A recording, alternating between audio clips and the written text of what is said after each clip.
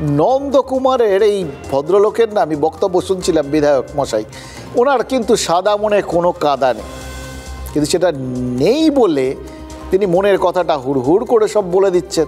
আর তাতেই তো আমাদের একটা সামনে একটা জিনিস খুব পরিষ্কার হয়ে যাচ্ছে, তিনি কিন্তু ওই প্রধানমন্ত্রীর ছবি বা অন্য রাজ্যের মুখ্যমন্ত্রীর থেকে অনুপ্রেরণা নিয়েছেন। এটা আবার বুমেরাং হয়ে যাবে না তো?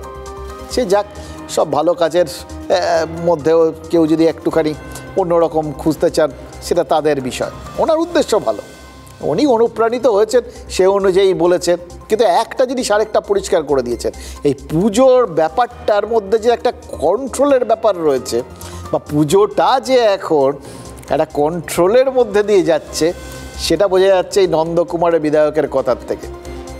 দেখুন, দিল্লিতেই মানে বললেন তো প্রধানমন্ত্রীর কথা, মানে তার অনুপ্রেরণার উৎসস্থল দিল্লি।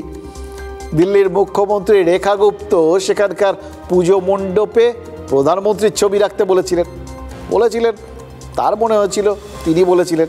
কিন্তু বেশ কিছু পুজো কমিটি নাকি অলরেডি জানিয়ে দিয়েছে তারা মুখ্যমন্ত্রীর প্রস্তাব মানবে না, মানে মণ্ডপে প্রধানমন্ত্রীর ছবি না রেখেই তারা পুজো করবে, অন্তত তেমনটাই জানা গেছে।